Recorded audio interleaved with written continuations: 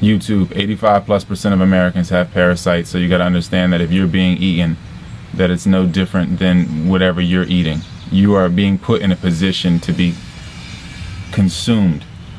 You're being fragmented all over. You're being all these different false selves that aren't you. You're lying throughout your day, not being who you truly are, being a bunch of different people for a bunch of different people. So you're being fragmented. That's just like being cut. So you're being cut, then you're being cooked. Many different ways of being cooked. Again, the temperature or your temperament is controlled. Your pH has everything to do with it. So people drinking that fire element, that fire water, that's being cooked. Eating cooked foods, you're being cooked. All that, you got to understand that as within, so without. So the environment that you're in is something, you're being prepared for something. You're being put on a platter. You're putting yourself on a platter. You're sacrificing yourself and being the chicken. So that is the true chicken. That is the true weakest point. That is what, that is the true chicken. Self-sacrifice, really. And that false self-sacrifice. To feel that martyrdom sense that you have to do that you have to hold on to that burden instead of being the best you, which forces everyone else to be the best them.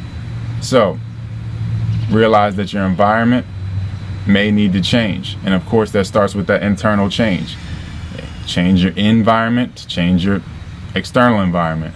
So, realize that. Just realize that everything that you're preparing in your day is, you got to look at it like, what is preparing you?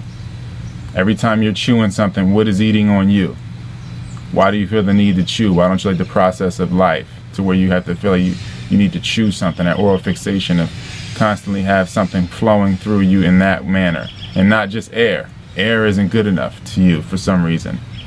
You're not satisfied in that sense. Again, satisfied. People will settle or settle for all different forms of settling. People settle all the time, but won't settle for being just being the best them and enjoying each moment and deciphering the difference between wants and needs. Because once you understand that you have no needs because you have everything you need or you'd be dead, and that wants are infinitive, and you just will always want to want. So if it's there, it's just always going to be something. A want is just something infinite. So once you can decipher that, then you can see the difference, the excess.